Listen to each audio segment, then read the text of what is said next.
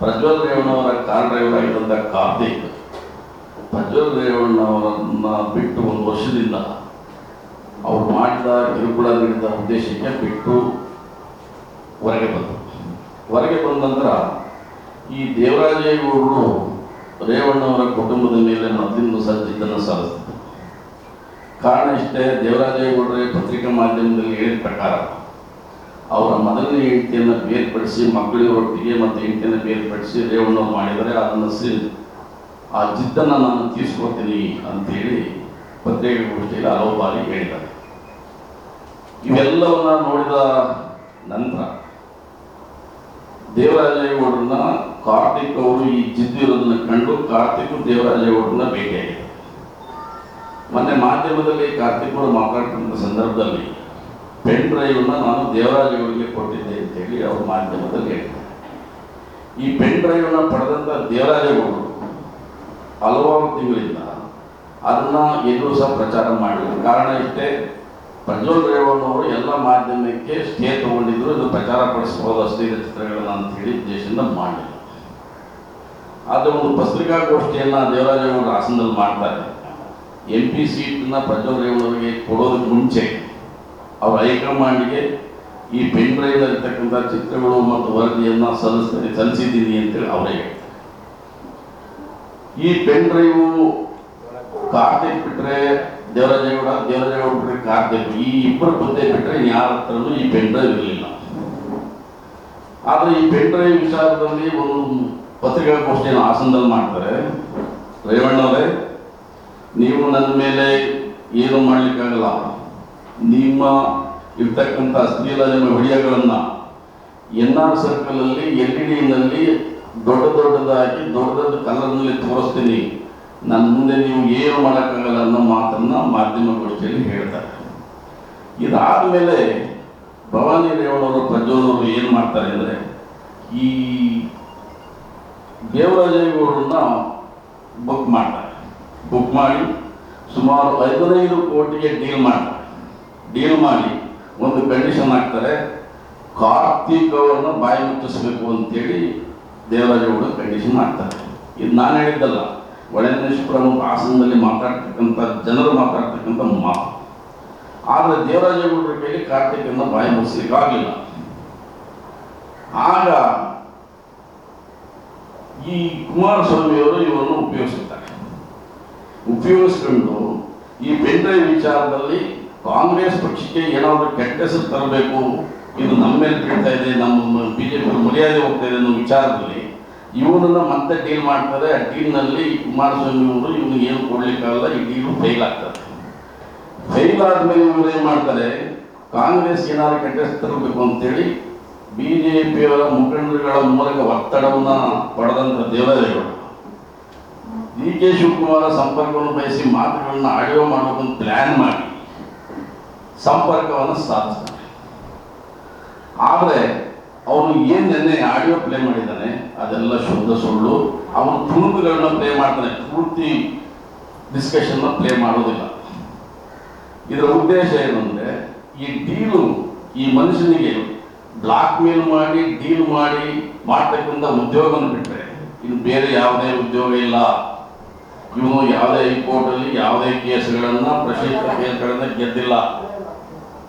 ಈ black mail ಮೂಲಕನೇ ರಾಜಕಾರಣಿಗಳನ್ನಾಗಲಿ ಮುಖಂಡರುಗಳನ್ನಾಗಲಿ black mail ಮಾಡ್ತಕ್ಕಂಥ ಕೆಲಸವನ್ನು ಉದ್ಯೋಗವನ್ನು ಬಿಟ್ಟರೆ ಇನ್ನೇನು ಮಾಡಲಿಕ್ಕೆ ಸಾಧ್ಯ ಇಲ್ಲ. ಈ ವಿಚಾರದಲ್ಲಿ ಪೆನ್ ಡ್ರೈವ್ನ ಈ ತನಿಖೆ ದಿಕ್ಕನ್ನು ತಪ್ಪಿಸ್ಬೇಕು ಅಂತೇಳಿ ಈಗ ಇನ್ಸಿಡೆಂಟ್ ಆಗಿದ್ದನ್ನ ಸಂತ್ರಸ್ತರ ಹಾಸನ ಮಹಿಳೆಯರಿಗೆ ನ್ಯಾಯ ಮಾನ ಮರ್ಯಾದೆ ಉಳಿಸ್ಬೇಕು ಅನ್ನೋ ವಿಷಯ ಬಿಟ್ಟು ಅದನ್ನ ತನಿಖೆ ಮಾಡಬೇಕು ಹೊರತು ತನಿಖೆ ಮಾಡಬೇಕು ಅನ್ನೋ ದಿಕ್ಕು ತಪ್ಪಿಸ್ತಾನೆ. ಮೂಲತಃ ತನಿಖೆ ಅದನ್ನ ದಿಕ್ಕು ತಪ್ಪಿಸೋಕ್ಕೋಸ್ಕರ. ಆದ್ರೆ ಪೆನ್ ಡ್ರೈವ್ ಹಂಚಿದ್ದು ಯಾರು? ಇದೇ ದೇವರಾಜೇಗೌಡ. ಈ ಪೆನ್ ಡ್ರೈವ್ ದೇವರಾಜೇಗೌಡನ ಬಿಟ್ಟು ಎಲ್ಲೂ ಹೋಗ್ಲಿಲ್ಲ. ಈ ಪೆನ್ ಡ್ರೈವ್ ಹಂಚಿದಂತ ದೇವರಾಜೇಗೌಡ ಇವತ್ತು ನಮ್ಮ ನಾಯಕರಾದ DK ಶಿವಕುಮಾರ್ ಮೇಲೆ ಇವರು ಮಹಾನ್ ನಾಯಕರು, ಕಟಾ ನಾಯಕರು, ನನಗೆ ಕ್ಯಾಬಿನೆಟ್ ಮಂತ್ರಿ ಕೊಡುದು ಅಂತೇಳಿ ಇವ್ರಿಗೆ ಕ್ಯಾಬಿನೆಟ್ ಮಂತ್ರಿ ಕೊಡ್ತಕ್ಕಂಥ ಮಾತನ್ನು DK ಶಿವಕುಮಾರ್ ಇದು ಹೇಳೋದಿಲ್ಲ. ಇವನು ಅದನ್ನು ಕತೆ ಕಟ್ಕೊಂಡು ಆ ಒಂದು ಮಹಿಳೆ ತಗೊಳ್ತಕ್ಕಂಥ ಉದ್ದೇಶದಿಂದ ಬ್ಲಾಕ್ ಮೇಲ್ ತಂತ್ರದಲ್ಲಿ ಎಲ್ಲರನ್ನೂ ಬ್ಲಾಕ್ ಮೇಲ್ ಮಾಡಲಿಕ್ಕೆ ಹೊರಟಿದೆ. ಇದ್ರೆ ಇವನ ಬಗ್ಗೆ ಹಾಸನದಲ್ಲಿ ಒಳನೇಶ್ವರದಲ್ಲಿ ವಿಚಾರಣೆ ಮಾಡಿದ್ರೆ ಗೊತ್ತಾಗ್ತದೆ ಇವನು ಯಾವ ಟೈಪ್ ಮನುಷ್ಯ, ಯಾವ ಟೈಪ್ ಬ್ಲಾಕ್ ಮೇಲ್ ಮಾಡ್ತಾನೆ. ಈ ಬ್ಲಾಕ್ ಮೇಲ್ ಉದ್ಯೋಗ ನಿಲ್ಲಬೇಕು, ಸಂತ್ರಸ್ತ ಮಹಿಳೆಯರಿಗೆ ನ್ಯಾಯ ಸಿಗಬೇಕು. ಇದೆಲ್ಲ ಹೊರಗಬೇಕಂದ್ರೆ ಕಾರ್ತಿಕ್ ಮತ್ತು ದೇವರಾಜೇಗೌಡರನ್ನು ಬಂಧಿಸಿ ಒಂದು ಸ್ಪಷ್ಟ ತನಿಖೆ ಆಗಬೇಕು, ಆಗ ನಿಜಾಂಶ ಬರುತ್ತೆ. ಆದರೆ ಸಂತ್ರಸ್ತ ಮಹಿಳೆಯರಿಗೆ ಪ್ರಜ್ವಲ್ ರೇವಣ್ಣ ಮಾಡಿರ್ತಕ್ಕಂಥದ್ದು ಇಡೀ ಹಾಸನ ಜಿಲ್ಲೆಯ ಜನತೆಗೆ ತಲೆ ತೆಗೆಸ್ತಕ್ಕಂಥ ಒಂದು ವಾತಾವರಣ ಆಗಿದೆ. ಆ ತನಿಖೆ ದಿಟ್ಟಕ್ಕಬಾರ್ದು ಅಂದರೆ ಫಸ್ಟ್ ದೇವರಾಜೇಗೌಡ ಮತ್ತು ಕಾರ್ತಿಕನ್ನು ಹೊಂದಿಸ್ಬೇಕು. ತನಿಖೆಯನ್ನು ಭಾಳ ಒಂದು ನಿಷ್ಪಕ್ಷಪಾತ ತನಿಖೆ ಮಾಡಬೇಕು ಅಂತೇಳಿ ನಾನು ಈ ಮೂಲಕ ಒತ್ತಾಯವನ್ನು ಮಾಡ್ತೇನೆ. ಈ ಪೆನ್ ಡ್ರೈವ್ನ ಯಾವುದೇ ಡಿ ಕೆ ಶಿವಕುಮಾರ್ ಮಾಡ್ತಕ್ಕಂಥ ಅವಶ್ಯಕತೆ ಎಲ್ಲ ಅವ್ರು ಮಾಡೋಲ್ಲ. ಈ ಪೆನ್ ಡ್ರೈವ್ ಹಂಚಿರೋದೇ ದೇವರಾಜೇಗೌಡ, ಈ ಪೆನ್ ಡ್ರೈವ್ ಎಲ್ಲ ಕಡೆ ಕೊಟ್ಟಿರೋದೇ ದೇವರಾಜೇಗೌಡ. ಇದು ನಿಷ್ಪಕ್ಷಪಾತ ತನಿಖೆ ಆಗಬೇಕು ಅಂತೇಳಿ ನಾನು ಈ ಮೂಲಕ ಒತ್ತಾಯವನ್ನು ಮಾಡ್ತೇನೆ. ಪೆನ್ ಡ್ರೈವ್ ದೇವರಾಜೇಗೌಡ ಎಲ್ಲ ಕಡೆ ಸೆಟಲ್ಮೆಂಟ್ ತೊಗೊಂಡೋಗಿದ್ದಾನೆ. ನನಗೆ ಮಾತ್ರ ನನ್ನ ಹತ್ರ ಬಂದಿಲ್ಲ. ನನಗೆ ದೇವರಾಜೇಗೌಡನೇ ಕೊಡ್ತೀನಿ ಅಂತ, ಬೇಡಪ್ಪ ನೀನು ಪೆನ್ ಡ್ರೈವ್ ನೀನೇ ಇಟ್ಕೋ ಅಂದ. ಆ ಪೆನ್ ಡ್ರೈವ್ ನಾನೇನು ಮಾಡಲಿ? ಕಾರ್ತಿಕ್ ವಿಡಿಯೋದಲ್ಲೇ ಹೇಳ್ತಾನೆ, ಪಟ್ಟು ತೆಗೆದುಕೊಂಡಾಗ ಡಿ ಕೆ ಶಿವಕುಮಾರ್ ಅವರ ಹತ್ರ ನಾನು ಅಂತ ಹೇಳ್ತಾನೆ. ಅಲ್ಲಿ ನ್ಯಾಯ ಸಿಗದೆ ಇದ್ದಾಗ ನನಗೆ ನ್ಯಾಯ ಕೊಡ್ತೀನಿ ಅಂತ ಹೋಗ್ತೀನಿ, ನ್ಯಾಯ ಸಿಗದೆ ಇದ್ದಾಗ ನಾನು ನೆಕ್ಸ್ಟ್ ದೇವರಾಜೇಗೌಡರ ಹತ್ರ ಹೋಗಿರೋದು ಅಂತ ಮಾತಾಡಿರೋದು. ಡಿ ಕೆ ಶಿವಕುಮಾರ್ ಅವರು ಪೆನ್ ಡ್ರೈವ್ ತಗೊಂಡು ಅದನ್ನು ಅವರೇ ಬ್ಲಾಕ್ ಮೇಲ್ ಮಾಡುವಂಥ ಉದ್ದೇಶ ಇಲ್ಲ. ಈ ಜನಗಳದ ಮತ್ತು ನಮ್ಮ ಹಾಸನ ಜಿಲ್ಲೆಯ ಮಹಿಳೆಯರ ಮಾನವನ್ನು ಹರಾಜು ಮಾಡ್ತಕ್ಕಂಥದ್ದಲ್ಲ, ಅದನ್ನು ಕಾಪಾಡಬೇಕನ್ನೋ ಉದ್ದೇಶದಲ್ಲಿ ಈ ಇಶ್ಯೂ ತರಬೇಡ ಅಂತ ಹೇಳಿರಬೇಕು. ಆದರೆ ದೇವರಾಜೇಗೌಡನಿಗೆ ಇದು ವರವಾಗಿ ಪರಿಣಮಿಸಿದೆ. ಇದನ್ನು ತಗೊಂಡು ಬ್ಲಾಕ್ ಮೇಲ್ ತಂತ್ರಕ್ಕೆ ಉಪಯೋಗಿಸಿ ಬ್ಲಾಕ್ ಮೇಲ್ ಮಾಡ್ತಕ್ಕಂಥ ಕೆಲಸವನ್ನು ಮಾಡಿದ್ದಾರೆ. ಇದರಿಂದ ಇಡೀ ಹಾಸನ ಜಿಲ್ಲೆಯ ಹೆಣ್ಣು ಮಕ್ಕಳ ಮಾನ, ಮರ್ಯಾದೆ, ಗೌರವ, ಹಾಸನ ಜನತೆ ಗೌರವ ಹಾಳಾಗಿದೆ. ಇದನ್ನು ಕೂಡಲೇ ನಿಷ್ಪಕ್ಷಪಾತವಾದ ತನಿಖೆ ಆಗಬೇಕು. ಇವನನ್ನು ಮತ್ತು ಕಾರ್ತಿಕನ ಬಂಧಿಸಬೇಕು, ನಿಜಾಂಶವನ್ನು ಹೊರಗೆ ತೆಗಿಬೇಕು. ಇದು ನನ್ನ ಈ ಮಾಧ್ಯಮಗಳ ಮೂಲಕ ಮಾಡ್ತಕ್ಕಂಥ ಒತ್ತಾಯ. ಇದು ಯಾವುದೋ ಒಂದು ತನಿಖೆ ದಿಕ್ಕನ್ನು ತಪ್ಪಿಸಲಿಕ್ಕೆ ನಮ್ಮ ಪಕ್ಷದ ನಾಯಕರಾದ ಶಿವಕುಮಾರ್ ಹೆಸರು ಹೇಳಿದ ತನಿಖೆ ದಿಕ್ಕು ತಪ್ಪುತ್ತೆ. ಮತ್ತು ಇವತ್ತು 7ನೇ ತಾರೀಕು ಎಲೆಕ್ಷನ್ ನಡೆಯುತ್ತಲ್ಲ, ಈ ಎಲೆಕ್ಷನ್ಗೆ ಅನುಕೂಲ ಆಗುತ್ತೆ ಅನ್ನೋ ಉದ್ದೇಶದಲ್ಲಿ ಮಾಡಿರ್ತಕ್ಕಂಥ ನಿನ್ನೆ ಮಾಡ್ತಕ್ಕಂಥ ಪತ್ರಿಕಾಗೋಷ್ಠಿ ಹೊರತು ಇದು ಬೇರೆ ಯಾವುದೇ ಅಲ್ಲ. ಇದು ಅನೇಕ BJP ಮುಖಂಡರುಗಳ ಒತ್ತಡಕ್ಕೆ ಮಾಡಿದಂಥ ಒಂದು ಬ್ಲಾಕ್ ಮೇಲ್ ತಂತ್ರದ ಪತ್ರಿಕಾಗೋಷ್ಠಿ ಅಂತ ಹೇಳಲಿಕ್ಕೆ ನಾನು ಅದು ಇಚ್ಛೆ ಪಡ್ತೇನೆ. ಈಗ ಒಬ್ಬರು ರಾಜ್ಯ ನಾಯಕರು ಮಾತಾಡ್ತೀವಿ ಅಂತೇಳಿ ಎಲ್ಲರ ಕಡೆ ಹೇಳಿದ್ರೆ ಮಾತಾಡ್ತೀವಿ, ಏನೋ ಮಾತಾಡ್ತೀನಿ ಅಂತ ಮಾತಾಡಿರ್ತಾರೆ. ಯಾರಿಗೂ ಮಾತಾಡೋಕ್ಕಾಗಲ್ಲ ನೀನು ಅಂತ ಹೇಳಲಿಕ್ಕಾಗಲ್ಲ. ಅವ್ರು ಇದೇ ಸಬ್ಜೆಕ್ಟ್ ಮಾತಾಡ್ತೀನಿ ಅಂತ ಅವ್ರಿಗೇನು ಗೊತ್ತಿರ್ತದೆ. ಯಾವುದೋ ಮಾತಾಡ್ತೀನಿ ಏನೋ ಕೆಲಸಕ್ಕೆ ಮುಂದಿರ್ತಾನೋ, ಯಾವುದೋ ಕೆಲಸ ಆಗಬೇಕೇನೋ, ಒಬ್ಬ ವಕೀಲರಲ್ಲೋ ಯಾವುದೋ ನ್ಯಾಯ ಇದ್ರ ಬಗ್ಗೆ ಮಾತಾಡೋದು ತಿಳ್ಕೊಂಡಿರ್ತಾರೆ. ಆದರೆ ಇವನು ಬ್ಲಾಕ್ ಮೇಲ್ ಮಾಡೋಕೆ ಬರ್ತಾನೆ ಅಂತ ಅವ್ರಿಗೆ ಗೊತ್ತಾಗಲ್ಲ.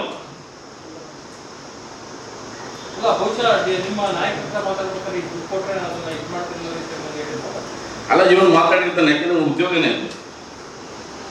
ಇವನು ಬ್ಲಾಕ್ ಮೇಲ್ ಮಾಡೋದು ಬಿಟ್ಟು ಏನೂ ಗೊತ್ತಿಲ್ಲ. ಸರ್, ನಮ್ಮ ನಾಯಕರು ರಾಜಕೀಯ ಉದ್ದೇಶ ಉಪಯೋಗಿಸಬೇಕಂತ 1 ವರ್ಷದಿಂದಲೇ ಉಪಯೋಗಿಸಬಹುದಾಗಿತ್ತು. ಅವ್ರಿಗೆ ಅದರ ಅವಶ್ಯಕತೆ ಇಲ್ಲ. ಅವ್ರು ಹೋರಾಟಗಾರರು, ಸಂಘಟನೆಗಾರರು. ಇದನ್ನ ಬ್ಲಾಕ್ ಮೇಲ್ ಮಾಡೋರು ಉಪಯೋಗಿಸಿರೋದು ಹೊರತು ಈ ದಿಕ್ಕನ್ನ ತನಿಖೆ ದಿಕ್ಕನ್ನು ತೆಗೆಸಿ ಇವ್ರ ಮೇಲೆ ಒಂದು ಆರೋಪ ಮಾಡಿ ನಾವು ಬೆನಿಫಿಟ್ ಪಡೆಯುವ ಒಂದು ಉದ್ದೇಶದಲ್ಲಿ ಮಾಡಿರ್ತಕ್ಕಂಥ ಕೆಲಸನ ಹೊರತು ಇದು ಬೇರೆ ಯಾವುದೇ ಉದ್ದೇಶ ಅಲ್ಲ. ಆದರೆ ಸಂತ್ರಸ್ತರಿಗೆ ನ್ಯಾಯ ಸಿಗ್ತಕ್ಕಂಥ ಕೆಲಸ ಮಾಡೋದಕ್ಕೆ ಮಾಡಬೇಕು ಹೊರತು ಪೆನ್ ಡ್ರೈವ್ ಹಂಚಿದ್ದು ಇವ್ರು ಹಂಚಿದ್ರು ಅವ್ರು ಹಂಚಿದ್ದು ಪ್ರಮುಖ ಪ್ರಶ್ನೆ ಅಲ್ಲ. ಪ್ರಮುಖ ಪ್ರಶ್ನೆ ಏನು, ಇನ್ಸಿಡೆಂಟ್ ಯಾಕಾಯಿತು, ಎಲ್ಲಾಯಿತು, ಯಾವ ಆರೋಪ ಇದ್ದರೆ, ಯಾರ್ಯಾರಿಗೆ ಸಂತ್ರಸ್ತರಿಗೆ ನೋವಾಗಿದೆ, ಯಾರ ಮನೆಯ ಮಾನ ಮರ್ಯಾದೆ, ಯಾವ ಹೆಣ್ಣು ಮಕ್ಕಳು ಆಘಾತಗೀಡಾಗ್ತಾರೆ ಅನ್ನೋ ಪ್ರಶ್ನೆ ಇನ್ವೆಸ್ಟಿಗೇಷನ್ ಆಗಬೇಕು ಹೊರತು ಈ ಪೆನ್ ಡ್ರೈವ್ ಪ್ರಶ್ನೆ ಉದ್ಭವ ಆಮೇಲೆ. ಪೆನ್ ಡ್ರೈವ್ ಪ್ರಶ್ನೆ ಯಾಕೆ ತೆಗೆದ್ರು ಅಂದರೆ ಈ ತನಿಖೆಯ ದಿಕ್ಕನ್ನು ತಪ್ಪಿಸ್ಬೇಕು ಅನ್ನೋ ಉದ್ದೇಶಕ್ಕೆ ತೆಗೆದ್ರು. ಈ ಪೆನ್ ಡ್ರೈವ್ ಹಂಚಿದವರು ಯಾರು? ಪ್ರಜ್ವಲ್ ಬಿಟ್ಟರೆ ಕಾರ್ತಿಕ್, ಕಾರ್ತಿಕ್ ಬಿಟ್ಟರೆ ದೇವರಾಜೇಗೌಡನೇ ಹೇಳಿರೋ ಪ್ರಕಾರ ಎಲ್ಲ ನಾಯಕರಿಗೆ ಕೊಟ್ಟಿದ್ವಿ, ಎಲ್ಲ ನಾಯಕರು ಹಂಚಿದ್ದೀನಿ, ಮಾಧ್ಯಮಗೋಷ್ಠಿಗೆ ಹೇಳಿದ್ದೀನಿ, ನಾನು LED ಹಾಕ್ತೀನಿ ಅಂತ ಹೇಳಿದ್ದು ದೇವರಾಜೇಗೌಡನೇ ಹೊರತು ಅವನು ಬಿಟ್ಟು ಯಾರು ಹಂಚಲಿಕ್ಕೆ ಸಾಧ್ಯ? ಹಾಸನದಲ್ಲಿ ಈಗ ನಾನು ಡಿ ಕೆ ಶಿವಕುಮಾರ್ ಹಾಸನಕ್ಕೆ ಬಂದು ಹಂಚಿದ್ರ? ದೇವರಾಜೇಗೌಡನೇ ಹಂಚಿರೋದು. ಅದು ತನಿಖೆ ದಿಕ್ಕನ್ನು ತಪ್ಪಿಸ್ಲಿಕ್ಕೋಸ್ಕರ ಈ ಮಾಧ್ಯಮದಲ್ಲಿ ಸೃಷ್ಟಿ ಮಾಡ್ತಕ್ಕಂಥ ಮಾತುಗಳನ್ನ ಆಡೋದು. ಸರ್ಕಾರನೇ ಹೋಗುತ್ತೆ ಅನ್ನೋ ಉದ್ದೇಶ ಮಾಡಬೇಕಾದ್ರೆ ಯಾರೋ ಇವರಿಗೆ ಮಹಾನ್ ನಾಯಕರು ಹಿನ್ನೆಲೆಯಾಗಿ ನಿಂತು ಈ ರೀತಿ ಬ್ಲಾಕ್ ಮೇಲ್ ತಂತ್ರ ಮಾಡುವುದು ಹೇಳ್ಕೊಟ್ಟಿರ್ಬೇಕು. ಅದರಿಂದ ಮಾಡಿದ್ರೆ ಹೊರತು ಬೇರೆ ಯಾವುದೇ ಉದ್ದೇಶ ಇಲ್ಲ. ಇಂಥ ತನಿಖೆ ಈ ಸುಳ್ಳು ಆರೋಪವನ್ನು ಹೊರಿಸಿ ತನಿಖೆ ದಿಕ್ಕನ್ನು ತಪ್ಪಿಸ್ತಕ್ಕಂಥ ಕೆಲಸವನ್ನು ಬಿಟ್ಟು SIT ಅವರು ತನಿಖೆ ಮಾಡಲಿಕ್ಕೆ ಸಹಕಾರ ನೀಡಿ ನಿಜಾಂಶ ಹೊರಬರೋದಕ್ಕೆ ಸಹಕಾರ ನೀಡಬೇಕು ಅಂತೇಳಿ ಈ ಮಾಧ್ಯಮಗಳ ಮೂಲಕ ನಾನು ಒತ್ತಾಯವನ್ನು ಮಾಡ್ತೇನೆ.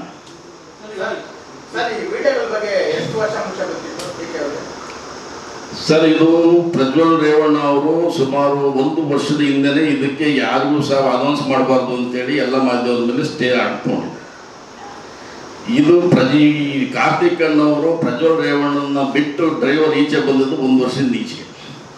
ಆ 1 ವರ್ಷದಿಂದ ಈಚೆ ಬಂದ ಮೇಲೆ ಇದು ದೇವರಾಜೇಗೌಡನಿಗೆ ಈಚೆ ಸಿಕ್ತಂತ ಪೆನ್ ಡ್ರೈವ್. ಕಾರ್ತಿಕ್ ಒಂದು ವೇಳೆ ಬರಲಿಲ್ಲ ಅಂದರೆ ಈ ಇನ್ಸಿಡೆಂಟು ಈ ಒಂದು ಕೃತ್ಯದ ವಿಷಯನೇ ಆಚೆ ಬರ್ತಿರ್ಲಿಲ್ಲ.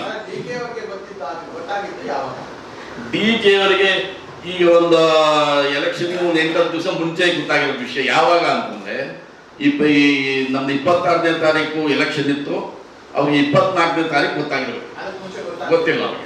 ಜನವರಿಯಲ್ಲಿ ಸುರತ್ ರೇವಣ್ಣ ಮತ್ತೆ ಇವರು ರೇವಣ್ಣ ಅವರು ಭೇಟಿ ಮಾಡ್ತಾರೆ, DK ಭೇಟಿ ಮಾಡಿ ಭೇಟಿ ಉದ್ದೇಶ ಇದೇ ಆಗಿತ್ತು ಅನ್ನುವಂಥ. ಇಲ್ಲ ಇದು ಈ ವಿಷಯ ಗೊತ್ತಿಲ್ಲ. ಯಾಕೆಂತಂದ್ರೆ ನಾನೇ ಒಂದ್ಸಾರಿ ಇದು ಈ ಥರ ವಿಡಿಯೋ ಇದೆ ಇದ್ರಿತ ಬಿಡಿ ಅಂತೆಲ್ಲ ಮಾಡಬಾರ್ದು ಅಂತೇಳಿ ನನಗೆ ಹೇಳಿದ್ದಾರೆ. ಆ ವಿಷಯಕ್ಕೆ ಅವ್ರು ತಲೆ ಕೆಡಿಸ್ಕೊಂಡ್ರಲ್ಲ, ಅವ್ರು ತಲೆ ಕೆಡಿಸ್ಕೊಂಡ್ರೆ ಬೇರೆ ವಿಚಾರ ಆಗ್ತದೆ, ಅವ್ರು ತಲೆ ಕೆಡಿಸ್ಕೊಂಡಿಲ್ಲ. ಯಾಕೆಂದರೆ ಅವರು ಆ ಕುಟುಂಬದ ಬಗ್ಗೆ ತಲೆ ಕೆಡಿಸ್ಕೋಬಾರ್ದು ಅನ್ನೋ ಉದ್ದೇಶದವರು. ಇದನ್ನು ಫೈನಲ್ ಆಗಿ ಬ್ಲ್ಯಾಕ್ ಮೇಲ್ ಮಾಡೋರು ಅವ್ರ ತಲೆಯನ್ನು ಹೊರಿಸ್ಬೇಕು ಅನ್ನೋ ಹಿನ್ನೆಲೆ ಈ ಷಡ್ಯಂತ್ರ ರೂಪಿತವಾಗಿದೆ. ಮೊದಲಿರಲಿಲ್ಲ ಇದು. DK ಅವರು ಇಡೀ ರಾಜ್ಯದ ಚುನಾವಣಾ ಪ್ರಚಾರದಲ್ಲಿರ್ತಾರೆ. ಈ ಕೆಲಸ ಮಾಡಲಿಕ್ಕೆ ಅವ್ರ ಟೈಮ್ ಇರೋದಿಲ್ಲ. ಆದರೆ ಈ ಮಾಡಿದವರು ಅದನ್ನು ಯಾವ ರೀತಿ ಡಿವಿಯೇಷನ್ ಮಾಡಬೇಕು, ತನಿಖೆದಾರಿನ ಯಾವ ರೀತಿ ತಪ್ಪಿಸ್ಬೇಕು, ಅದನ್ನು ಯಾವ ರೀತಿ ತನಿಖೆದಾರಿನ ಆದಿ ತಪ್ಪಿಸ್ಬೇಕು ಅನ್ನೋ ವಿಚಾರವನ್ನು ಮಾಡಿದ ಕೃತ್ಯನ ಹೊರತು ಬೇರೆ ಯಾವುದೇ ಕೃತ್ಯ ಅಲ್ಲ. ಯಾರಿಗೆ ಜಾನ್ವರಿಯಲ್ಲ, ಈಗ ಮೊನ್ನೆ ಈ 24ನೇ ತಾರೀಕು ಹಿಂದೆ ಇದು ಹಾಸನದಲ್ಲಿ ಪೆನ್ ಡ್ರೈವ್ ಸಿಕ್ಕೋಲ್ಲ. ಆಗ ಇದ್ರದ್ದು ನಿಜವಾದ ವಿಚಾರ ಗೊತ್ತಾಗಿದ್ದವರಿಗೆ. ಮೊದಲಿದ್ದೆಲ್ಲ ಹೋಗಪ್ಪ ಇದ್ದಾವೆ, ಮಾಡಿದ್ದಾವೆ, ಬಿಟ್ಟಿದ್ದಾವೆ ಅಂತೇಳಿ. ಅಲ್ಲಿವರೆಗೂ ಪೆನ್ ಡ್ರೈವು ಕಾರ್ತಿಕ್ ಮತ್ತೆ ದೇವರಾಜೇಗೌಡ ಬಿಟ್ಟು ಎಲ್ಲೂ ಅಳ್ಳಾಡಿರಲಿಲ್ಲ. ಇದನ್ನ BJP ನಾಯಕರುಗಳು ಮಾಡಿದ ಕೃತ್ಯವನ್ನು ಕಾಂಗ್ರೆಸ್ ನಾಯಕರು ಹೊರಿಸ್ತಕ್ಕಂಥ ಒಂದು ಷಡ್ಯಂತ್ರ ಇದೆ. ಭವಾನಿ ರೇವಣ್ಣ ಮತ್ತು ಪ್ರಜ್ವಲ್ ಹತ್ರ 15 ಕೋಟಿ ಡೀಲ್ ಮಾಡಿ ಇಶ್ಯೂ ಹೊರಗೆ ಬರದಂತೆ ನೋಡಬೇಕು, ಕಾರ್ತಿಕ್ ಬಾಯಿ ಮುಚ್ಚಬೇಕು ಅಂತೇಳಿ ನಡೆದಿದೆ. ಅದ್ರಲ್ಲಿ 10 ಕೋಟಿ ಡೀಲ್ ತಗೊಂಡಿದ್ದಾರೆ. ಆದರೆ ಕಾರ್ತಿಕ್ ಬಾಯಿ ಬಿಟ್ಟಿಲ್ಲ ಅಂತೇಳಿ ಇಡೀ ಹೊಳೆನರಸೀಪುರದಲ್ಲಿ ಮನೆ ಮಾತಾಗಿದೆ ಈ ಇಶ್ಯೂ. ಹೌದು, ನೀವೀಗ ಪ್ರೆಸ್ ಮೀಟ್ ಮಾಡ್ತಾ ಇರೋದು ಹೌದು ಸರ್. DKC ಹೇಳಿ ಮಾಡಿಸ್ತಕ್ಕಂಥ ನಾನು ಕಾಂಗ್ರೆಸ್ ಮುಖಂಡ, ಒಬ್ಬ ವಕೀಲರ ಸಂಘದ ವರ್ಕಿಂಗ್ ಪ್ರೆಸಿಡೆಂಟು, ರಾಜ್ಯದ ವಕೀಲರ ಸಂಘ ನಿರ್ದೇಶಕನಾಗಿ ಈ ವಕೀಲರ ಮತಗಣಿಕೆಯಲ್ಲಿ ಏನು ಈ ತಿಕ್ಕಾಟ ನಡೀತಿದೆ ಇದಕ್ಕೆ ಒಂದು ಅಂತ್ಯ ಆಗಬೇಕು. ನಿಜವಾದ ಸಂತ್ರಸ್ತರಿಗೆ ನ್ಯಾಯ ಸಿಗಬೇಕು.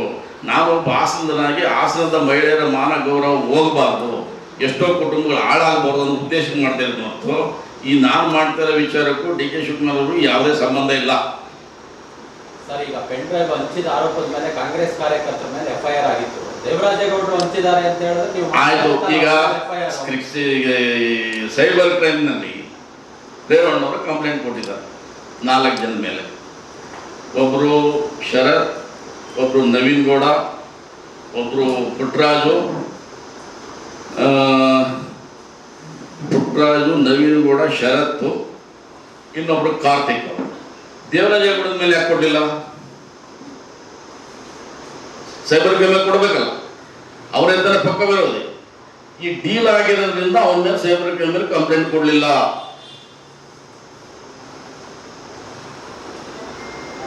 ಇದು ಅಲ್ಲ, ಆಕ್ಚುಲಿ ಪೆನ್ ಡ್ರೈವ್ ಇದ್ದಿದ್ದು ಕಾರ್ತಿಕ್ ಅಲ್ಲ, ಅದು ದೇವರಾಜೇಗೌಡ ಕೊಟ್ಟಿರೋದು. ಹೌದು, ಕಾರ್ತಿಕ್ ಪ್ರಜ್ವಲ್ ರೇವಣ್ಣವರ ಡ್ರೈವರ್. ಅವ್ರ ಡ್ರೈವರು ಅವ್ರ ಮೊಬೈಲ್ನಲ್ಲಿ ಅವನ್ನೆಲ್ಲ ತಗೊಂಡಿದ್ದಾನೆ, ಅವ್ನ ಮೊಬೈಲ್ಗೆ ಹಾಕೊಂಡಿದ್ದಾನೆ, ಪೆನ್ ಡ್ರೈವ್ ರೆಡಿ ಮಾಡ್ಕೊಂಡಿದ್ದಾನೆ. ಅವನ್ ಬಿಟ್ರೆ ಡ್ರೈವರ್ ಬಿಟ್ಟರೆ ಯಾರಿಗೂ ಸಿಕ್ಕಿಲ್ಲ. ಅದು ಡ್ರೈವರ್ ಕೊಡ್ಲಾಗಿ ದೇವರಾಜೇಗೌಡನಿಗೆ ಸಿಕ್ತು. ಇಷ್ಟೊಂದು ಪೆಂಡ್ರೈವ್ ರೆಡಿ ಆಯ್ತಾರೆ, ಎಲ್ಲಿ ಸರ್ ರೆಡಿ ಆಗಿರೋದು? ಸರ್ ಅದು ದೇವರಾಜೇಗೌಡ ಕೇಳಿ ಗೊತ್ತಾಗ್ತದೆ. ಶಿವರಾಮೇಗೌಡ ಸ್ಕೂಲ್ ಅಂತ ಆಗಿರೋದು ಅದು ನನಗೆ ಗೊತ್ತಿಲ್ಲ. ದೇವರಾಜೇಗೌಡ ಕೇಳಿದ್ರೆ ಶಿವರಾಮೇಗೌಡ ಸ್ಕೂಲಲ್ಲಿ ಮಾಡಿಸಿದ್ನ, ದೇವರಾಜೇಗೌಡ ಇನ್ನೊಂದು ಪ್ಯಾಕಿಂಗ್ ಮಾಡಿಸಿದ್ ಗೊತ್ತಿಲ್ಲ. ಬಟ್ ಹಾಸನದಲ್ಲೇ ಶಿವರಾಮೇಗೌಡ ಬಂದು ಹಂಚಿಲ್ಲ, ಡಿ ಕೆ ಅವರು ಬಂದಿಲ್ಲ ಹಂಚಿಲ್ಲ. ಹಾಸನದಲ್ಲಿ ಎಲ್ಲ ಕಡೆ ಹಂಚಿದ್ದು ದೇವರಾಜೇಗೌಡ. 15 ಕೋಟಿ 1 ಕೋಟಿ ತೆಗೆದುಕೊಂಡಿದ್ದಾರೆ. ಹೌದೌದು, ತೆಗೆದುಕೊಂಡಿದ್ರೆ ಜನ ಮಾತಾಡ್ತಾ ಇದ್ದಾರೆ. ಅವಳಿ ಹೊಳೆನರಸೀಪುರ ಕ್ಷೇತ್ರ ಇದೇ ಹಬ್ಬಿದೆ. ಉಳಿದಿನ ಹಣ ಕೊಡದೆ ಇದ್ದಾಗ ಇದು ಮಾಡ್ಯಾರ ಅಂತ ಹೇಳ್ತೀರಾ? ಉಳಿದಿದ್ದ ಹಣ ಕೊಡೋದಕ್ಕೆ ಮುಂಚೆ ಕಾರ್ತಿಕ್ ಬಾಯಿ ಮುಟ್ಲಿಲ್ವಲ್ಲ. ಇದು ಎಕ್ಸ್ಪೋಸ್ ಆಗಿ ಎಲ್ಲಿ ಹೋಗುತ್ತೆ ತೆರಿಗೆ ದಿಕ್ಕು ಅನ್ನೋದು ತೆರಿಗೆ ದಿಕ್ಕು ತಪ್ಪಿಸ್ಲಿಕ್ಕೆ ಮಾಡಿದಂಥ ವಿಚಾರ ಇದು. ವಾಸ್ತವಾಂಶ ಏನು ತನಿಖೆ ಆಗಬೇಕು. ಇನ್ಸಿಡೆಂಟ್ ಎಲ್ಲಾಗಿದೆ, ಆ ಇನ್ಸಿಡೆಂಟ್ ಯಾಕಾಯಿತು ಏನಾಯಿತು ಅದು ತನಿಖೆ ಆಗಬೇಕು. ಅಲ್ಲಿಂದ ಬಂದು ಕಾರ್ತಿಕ್ ಹೆಂಗ್ ಬಂತು ಅನ್ನೋ ತನಿಖೆ ಆಗಬೇಕು. ಪೆಂಡ್ರೈವ್ ವಜ್ಜದು ಅದು ನಂತರದ ಡಿಸ್ಪ್ಯೂಟ್ ಅದು. ಅದನ್ನು ತಂದರೆ ಇದನ್ನ ಮರೆ ಮಾಚಬಹುದು, ತೆರಿಗೆ ದಿಕ್ಕು ತಪ್ಪಿಸ್ಬೋದು, ಜನಗಳ ಮೈಂಡನ್ನು ಡೈವರ್ಟ್ ಮಾಡ್ಬೋದು ಅನ್ನೋ ಉದ್ದೇಶ ನಡೆದಂಥ ನಿನ್ನೆಯ ಪತ್ರಿಕಾಗೋಷ್ಠಿ. ಸರ್ ಎಸ್.ಐ.ಟಿ ತನಿಖೆಯಲ್ಲಿ ಇವರು ರೇವಣ್ಣ ಅವರು ಏನು ಗೊತ್ತಿಲ್ಲ ಎಸ್.ಐ.ಟಿ ತನಿಖೆಯಲ್ಲಿ ಹೇಳ್ಕೊಡ್ತಾ ಬಂದಿದ್ದಾರೆ. ಈಗ ಏನು ದಿಕ್ಕೇನು ತಪ್ಪಿಸ್ತಾರೆ ಇದೆಲ್ಲ? ಅದು ಬುದ್ಧಿವಂತಿಕೆ ಲೆಕ್ಕಾಚಾರ. ಅವ್ರ ವಕೀಲರು ಯಾಕೆ ನೀನು ಸಿಗಾಕೋತ್ತೆ, ನೀನು ಎಲ್ಲ ಗೊತ್ತಿಲ್ಲ ಅಂತ ಹೇಳ್ಕೊಟ್ಟಿರ್ಬೇಕು. ಯಾಕೆಂದರೆ ಈ ರಾಜ್ಯದಲ್ಲಿ ಪ್ರತಿಷ್ಠಿತ ಮಂತ್ರಿ ಸ್ಥಾನವನ್ನು ನಿಭಾಯಿಸಿದಂಥ ರಾಜಕಾರಣಿ ರೇವಣ್ಣವರು, ಅವ್ರ ಮೇಲೆ ಆರೋಪ ಇದೆ. ಆ ನೀಲಿ ಚಿತ್ರ ಬಿಡ್ತು ಇದೇ ದೇವರಾಜೇಗೌಡ ಪತ್ರಿಕಾಗೋಷ್ಠಿಯಲ್ಲಿ ಹೇಳಿದ್ದಾರೆ. ಆದರೆ ಅವ್ರ ಬುದ್ಧಿವಂತಿಕೆಯನ್ನು ತೋರಿಸ್ತಾ ಇರಬೇಕು. ಅವ್ರ ವಕೀಲರ ಒಂದು ಸಲಹೆ ಮೇರೆಗೆ ಅವ್ರು ಹೇಳ್ತಾ ಇರ್ಬೋದೇನೋ. ಒಂದ್ ಕಡೆ ನೋಡಿ, ಈ ತರ ಅಮಿತ್ ಶಾ ಕೂಡ ಹೇಳ್ತಾರೆ ಕಾಂಗ್ರೆಸ್ ಬಿಟ್ಟು ಯಾಕೆ ಬಿಟ್ಟರು ಏರ್ಪೋರ್ಟ್ ಇದಕ್ಕೆ ಹೋಗಕ್ಕೆ ಅಂತ ಹೇಳ್ತಾರೆ. ಅವರು ಅಮಿತ್ ಶಾ ಕೂಡ ಒಂದು ದಾರಿ ತಿಂದು ಹೇಳ್ತಾರೆ, ಕಾಂಗ್ರೆಸ್ ಮೇಲೆ ಆರೋಪ ಆಗ್ತಾರೆ. ಯಾಕೆ ಬಿಟ್ಟರು ಅವ್ರನ್ನ, ಯಾರು ಪ್ರಜ್ವಲ್ ದೇವೇಗೌಡರನ್ನ ಯಾಕೆ ಬಿಟ್ಟರು? ಪ್ರಜ್ವಲ್ ಈಗ ಹೆಂಗಿದೆ ಸಮರ್ಥನೆ ಕೊಟ್ಟಿದ್ದಾರೆ ಹೇಳಿದ ಪ್ರಶ್ನೆ ಸರ್. ಈಗ ಪ್ರಜ್ವಲ್ ಅವರು ಆಚೆ ಹೋದ್ರು, ರಾಜ್ಯದಿಂದ ಆಚೆ ಹೋದ್ರು, ಜರ್ಮನಿಗೆ ಮತ್ತೊಂದು ಕಡೆ ಹೋಗ್ತಾರೆ. ಅಂದ್ರೆ ಪ್ರದೇಶಕ್ಕೆ ಅದಕ್ಕೆ ಅಮಿತ್ ಶಾ ಹೇಳ್ತಾರೆ ಇದು ಕಾಂಗ್ರೆಸ್ ತೆಗಿಬೇಕಾಗಿರೋ ಅಂಶ ಅಂತ ನನಗೆ ಕೂಡ ಹೇಳ್ತಾರೆ. ಇದರಲ್ಲಿ ಅದನ್ನ 8/24ನೇ ತಾರೀಕು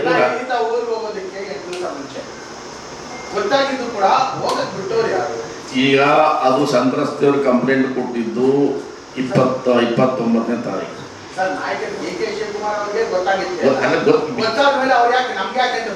ಇಲ್ಲ ಹಂಗಿಲ್ಲ. ಅದು ಡಿ ಕೆ ಶಿವಕುಮಾರ್ ವಿಚಾರ ಗೊತ್ತಾಯ್ತು, ವಿಷಯ ತಿಳ್ಕೊಂಡು ಅವ್ರಿಗೆ ಯಾವುದನ್ನು ನೋಡಿರ್ಲಿಲ್ಲ. ಈ ಚುನಾವಣೆ ಪ್ರಚಾರದಲ್ಲಿ ಈ ಬ್ಯುಸಿ ಆದಂಥವ್ರು ನೋಡೋಕ್ಕಾಗಿರ್ಲಿಲ್ಲ, ನೋಡಿಲ್ಲ ಅಂತ ನಾನು ಅನ್ಕೊಂಡಿದ್ದೀನಿ. ಆದರೆ ಇದನ್ನ ಇಮ್ಮಿಡಿಯೇಟ್ ಆಗಿ SITಗೆ ಮಹಿಳಾ ಆಯೋಗ ಕಂಪ್ಲೇಂಟ್ ಕೊಟ್ಟ ಮೇಲೆ SITಗೆ ಇಮ್ಮಿಡಿಯೇಟ್ ಆಗಿ ಕೊಟ್ಟಿದ್ದಾರೆ. ಅಲ್ಲಿವರೆಗೂ ಯಾವುದೇ ಕಂಪ್ಲೇಂಟ್ ಇರಲಿಲ್ಲ. ಕಂಪ್ಲೇಂಟ್ ಕೊಟ್ಟ ಮೇಲೆ ಇಮಿಡಿಯೇಟ್ ಆಕ್ಷನ್ ತಗೊಂಡಿದ್ದಾರೆ. ಸಂತ್ರಸ್ತೆ ಕಂಪ್ಲೇಂಟ್ ಕೊಟ್ಟಿದ್ದಾರೆ. ಅಷ್ಟರೊಳಗೆ ಇವರು ವಿದೇಶಕ್ಕೆ ಹೋಗಿದ್ದಾರೆ. ಈ ವಿದೇಶ ತನಿಖೆ ಶುರುವಾಗಿದೆ. ಆ ತನಿಖೆ ಕಾರ್ಯಕ್ರಮ ಏನು ಮಾಡೋದು, ವಿದೇಶಕ್ಕೆ ಕರ್ಕೊಂಡ್ಬರ್ತಾರೋ ಮಾಡ್ತಾರೋ ಅದು SIT ಬಿಟ್ಟಿದೆ. SIT ಅವರು ಮಾಡ್ತಾ ಇದ್ದಾರೆ, ನಿಷ್ಪಕ್ಷವಾಗಿ ಮಾಡಬೇಕು, ಅದು ಮಾಡ್ತಾರೆ. ಆದರೆ ಈ ತನಿಖೆ ತಿಪ್ಪನ್ನು ತಪ್ಪಿಸ್ತಕ್ಕಂಥ ಕೆಲಸ ಮೊದಲು ನಿಲ್ಲಬೇಕು. ಈ ಪೆನ್ ಡ್ರೈವ್ ಆರೋಪನ ಈ ಶಿವಕುಮಾರ್ ಅಂತ ಹೇಳೋದು, ಇನ್ನೊಬ್ಬ ಹೆಸರು ಹೇಳ್ತಕ್ಕಂಥದ್ದು ಮಾಡಬಾರ್ದು. ಅವರು ನೀವೇನು ದೇವರಾಜೇಗೌಡರು ನೀವು ಹಂಚಿದಿರಿ, ನೀವು ನಾನೇ ಹಂಚಿದಂಥ ಧೈರ್ಯ ನಿಮಗೆ ಬಹಳ ಧೈರ್ಯ ಇದೆ, ನೀವೇ ಒಪ್ಕೊಳ್ಳಿ. ಸರ್, ಅವರಲ್ಲಿ ಸಿಬಿಐ ಕೊಡಲಿಕ್ಕೆ ಬೇಕಾದಷ್ಟು ಪ್ರೂಫ್ ಇದೆ ಅಂತಾರೆ. ಅಲ್ಲ ಕೊಡ್ಲಿಲ್ಲ, ಅವ್ರು ಸಿಬಿಐ ಅಂತಾರೆ ಅವರು. ಅದು ಹೇಳೋದು ಬೇರೆ. ಈ SIT ಮುಂದೆ ಕೊಡ್ಲಿಲ್ಲ, SIT ನಂಬಲ್ಲ ಅಂತಾರೆ. ಅಂದ್ರೆ ಇನ್ಯಾವ ಅಂದ್ರೆ ಇಲ್ಲಿ ಕಾಂಗ್ರೆಸ್ ಗೌರ್ಮೆಂಟ್ ಇದೆ, ಬಿಜೆಪಿ ಗೌರ್ಮೆಂಟ್ ನಂಬ್ತೀವಿ ಅಂತ ಏನರ್ಥ? ರಹಸ್ಯ ಸ್ಥಳದಲ್ಲಿ ಮೀಟಿಂಗ್ ಎಲ್ಲ ಮಾಡಿದ್ರು ಅಂತಾರೆ. ರಹಸ್ಯ ಸ್ಥಳದಲ್ಲಿ ಏನ್ ದೇವರಾಜೇಗೌಡ ದೊಡ್ಡ ಇದು ಅಂತ ಮೀಟಿಂಗ್ ಮಾಡ್ತಾರ? ಸರ್ಕಾರದ ವಿಚಾರದ ಬಗ್ಗೆ ಚರ್ಚೆ ಮಾಡಿರ್ತಾರ. ಇವಂದೇ ಚರ್ಚೆ ಮಾಡಿದ್ರೆ ಕನಸು ಬಿದ್ದಿದ್ಯಾ? ದೇವರಾಜೇಗೌಡ ವಿಷಯನ ಮುಖ್ಯಮಂತ್ರಿಗಳು ಉಪಮಂತ್ರಿಗಳು ಯಾರೇ ಚರ್ಚೆ ಮಾಡ್ತಾರೆ? ಯಾವ ದೊಡ್ಡ ಇದೊಂದು ಚರ್ಚೆ ಮಾಡ್ತಾರೆ?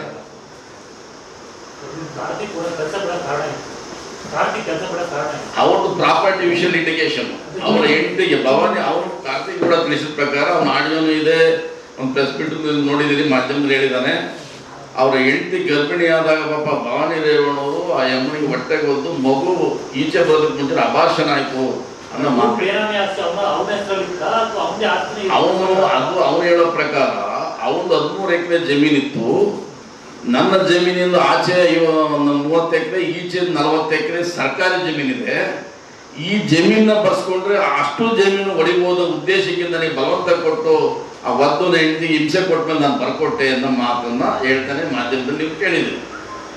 ಅದಕ್ಕೋಸ್ಕರ ಮಾಡಿದ್ ನಾವು ಇವು ಬೇರಾಮಿ ಅಷ್ಟೇ ಅವ್ರ ಹೆಸರು ಯಾಕೆ ಮಾಡಿದ್ರು ಅಲ್ವಾ?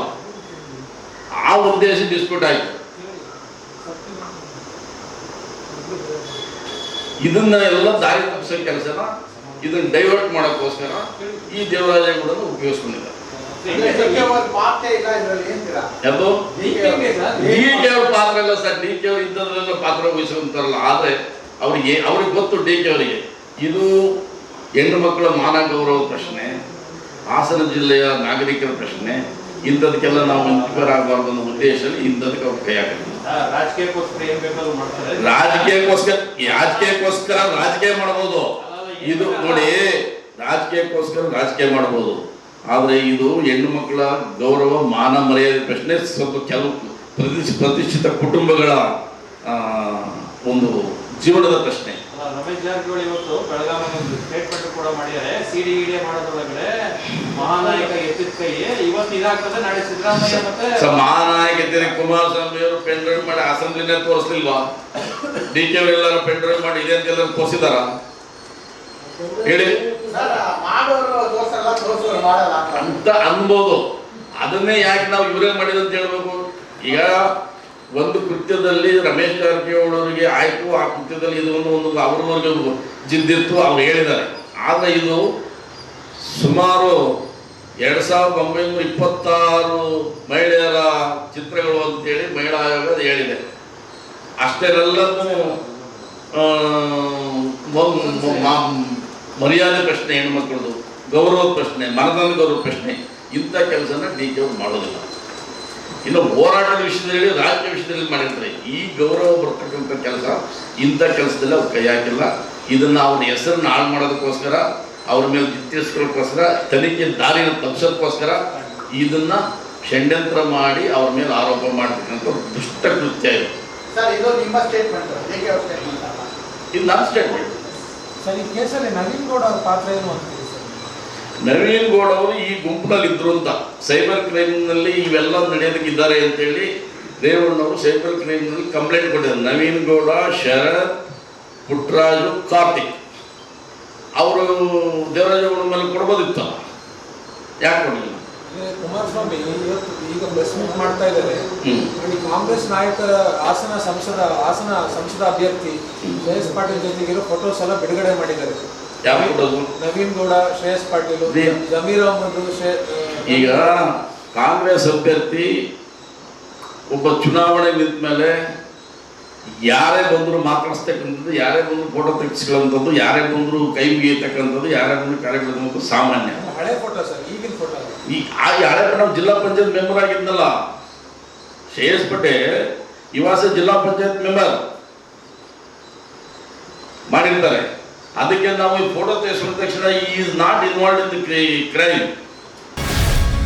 ಗ್ಯಾರಂಟಿ ನ್ಯೂಸ್, ಸುದ್ದಿ ಖಚಿತ, ನ್ಯಾಯ ನಿಶ್ಚಿತ.